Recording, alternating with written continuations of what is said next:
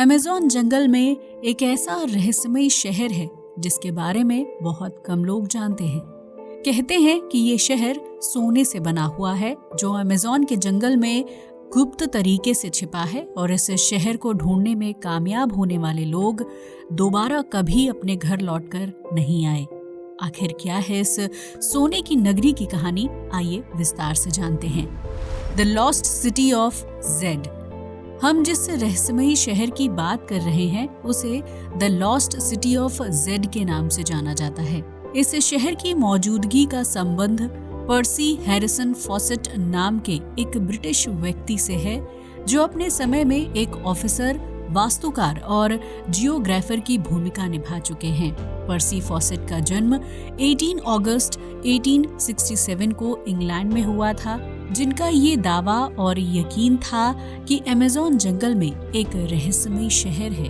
उनका मानना था कि वो शहर सोने और चांदी जैसे मूल्यवान धातु से बना हुआ है, जबकि यहाँ कुछ लोग भी रहते हैं। तो सवाल खड़ा होता है कि आखिर पर्सी फॉसेट को उस रहस्यमयी शहर के बारे में कब और कैसे पता चला था, या फिर ये सिर्फ उनकी एक कल्पना थी।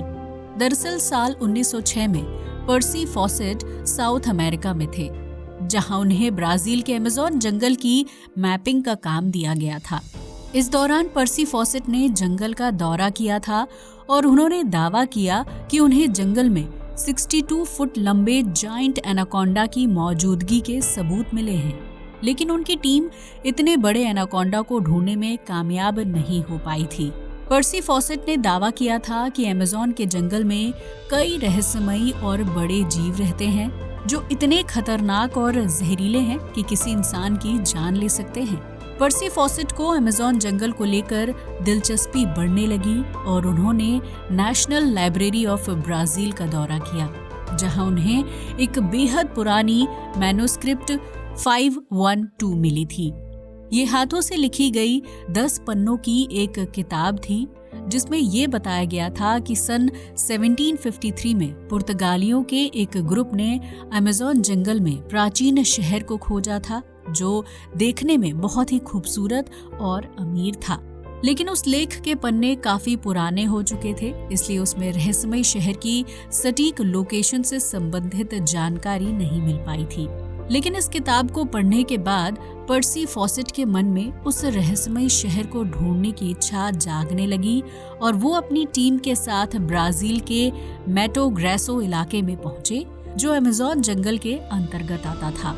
पर्सी फॉसेट को पूरा यकीन था कि वो रहस्यमयी प्राचीन शहर जंगल में कहीं है और उन्होंने अपनी टीम के साथ शहर की तलाश करना शुरू कर दिया था।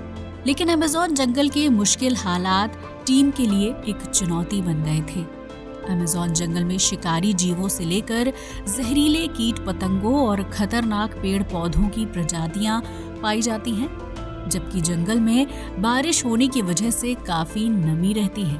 वहीं इस जंगल के कई इलाके सालों से प्रकाश के संपर्क में नहीं आए थे, जिसकी वजह से पर्सी फॉसेट की टीम को रिसर्च करने में काफी दिक्कत हो रही थी और उन लोगों ने रिसर्च को आधे में ही छोड़कर वापस घर लौटने का फैसला किया।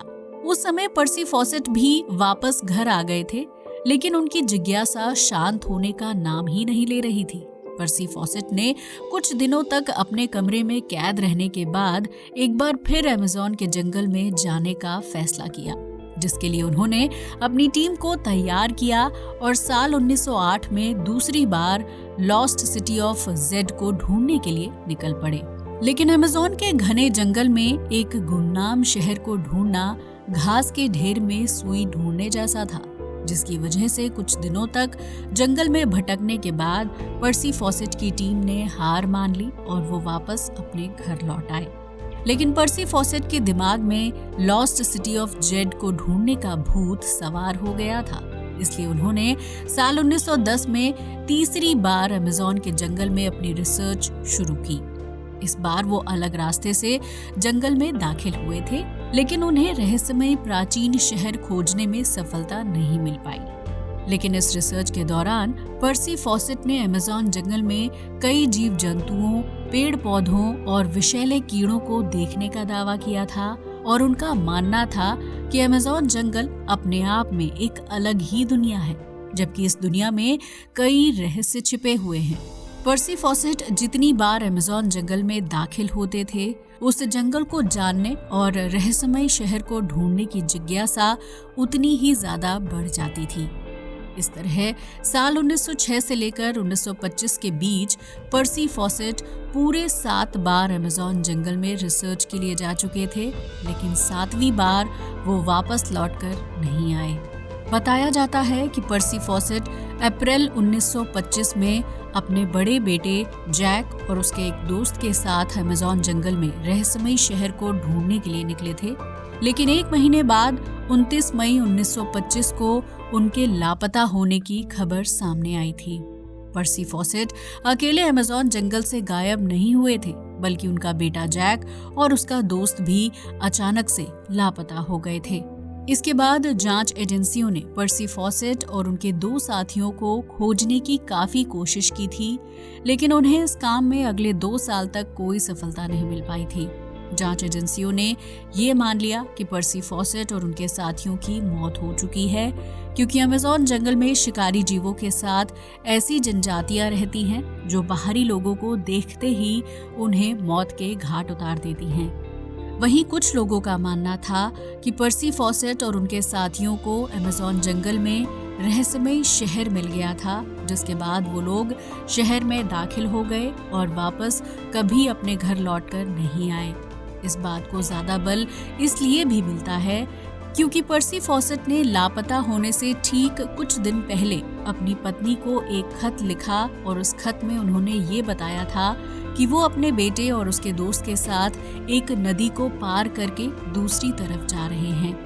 पर्सी फॉसेट के साथ उनकी रिसर्च में जैक और उसके दोस्त के अलावा 2 लेबर, 2 घोड़े, 8 मूल्स और 2 कुत्ते शामिल थे, जबकि उनके पास खाने पीने का काफी ज्यादा सामान भी था। पर्सी फॉसेट ने जानबूझकर अपनी टीम को छोटा रखा था ताकि वो अमेज़न जंगल में रहने वाले जानवरों और जनजातियों की नजरों से बचते बचाते अपनी मंजिल तक पहुंच सके। लेकिन जब ये टीम अमेज़न नदी के पास पहुंची तो पर्सी फॉसेट ने फैसला किया कि वो आगे का सफर अपने बेटे और उसके दोस्त के साथ जारी रखेंगे। इसका ये मतलब था कि वो अपने साथ लाए गए जानवरों और 2 लेबर्स को आगे नहीं ले जाना चाहते थे, और इस बात को बताने के लिए उन्होंने अपनी पत्नी को एक लेटर लिखा था, जिसे अमेज़न के लोकल आदमी ने उनकी पत्नी तक पहुंचाया था। माना जाता है कि अमेज़न नदी पार करने के बाद पर्सी फॉसेट, जैक और उसका दोस्त एक अलग ही दुनिया में पहुंच गए थे, जिसके बाद वो वापस कभी अपने घर लौटकर नहीं आए। जिन कंपनीज ने पर्सी फॉसेट को इस रिसर्च के लिए फंड दिया था, उन्होंने तीनों लापता लोगों को ढूंढने के लिए काफी पैसा और समय बर्बाद किया। इसके बावजूद भी उन लोगों का कहीं कोई पता नहीं चल पाया। जनवरी 1927 में आखिरी बार एक टीम को पर्सी फॉसेट को खोजने के लिए भेजा गया था, लेकिन इस दौरान एक व्यक्ति की मृत्यु हो गई थी और फिर पर्सी फॉसेट को खोजने का अभियान रोक दिया गया।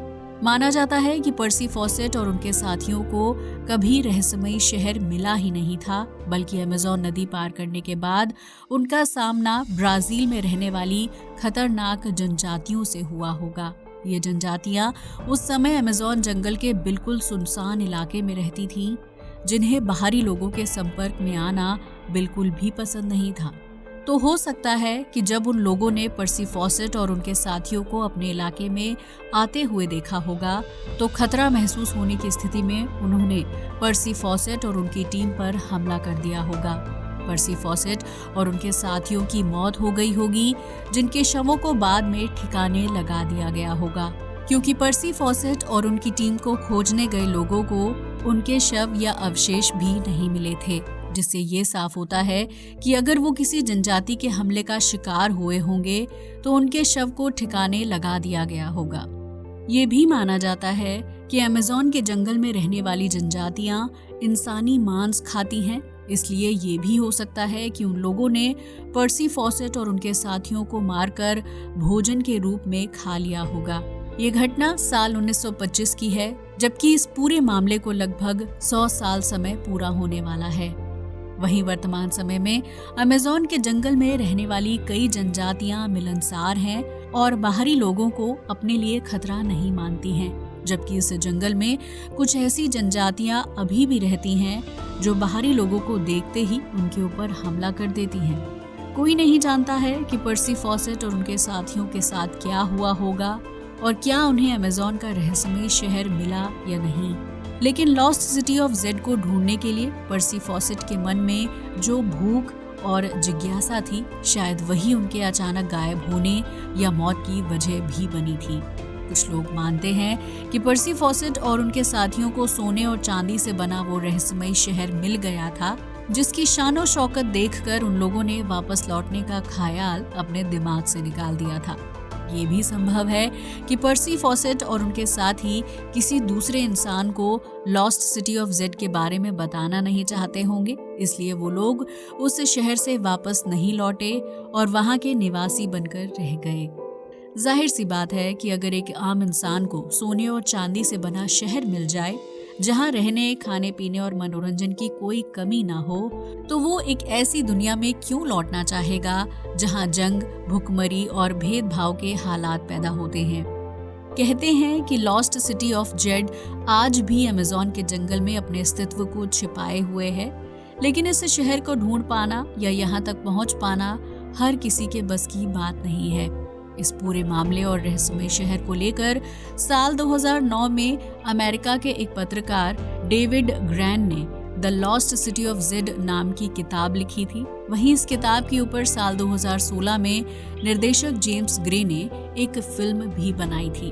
The lost city of Z से जुड़ी किताब और फिल्म दोनों ने खूब चर्चा बटोरी थी, जबकि मार्केट में अच्छा व्यापार भी किया था। लेकिन इस किताब और फिल्म ने पर्सी फॉसेट और उनके साथियों के गायब होने की मिस्ट्री को एक रहस्य ही रखा और सोने के उस शहर को लेकर आम लोगों के मन में कभी ना शांत होने वाली जिज्ञासा जगा दी। आपको क्या लगता है, लॉस्ट सिटी ऑफ जेड जैसा कोई सोने से बना शहर सच में हो सकता है? अपना जवाब कमेंट सेक्शन में जरूर शेयर करें। आज के लिए बस इतना ही। वीडियो अच्छा लगा हो तो इसे लाइक और शेयर करें, साथ ही हमारे चैनल को भी सब्सक्राइब करें। जय हिंद दोस्तों।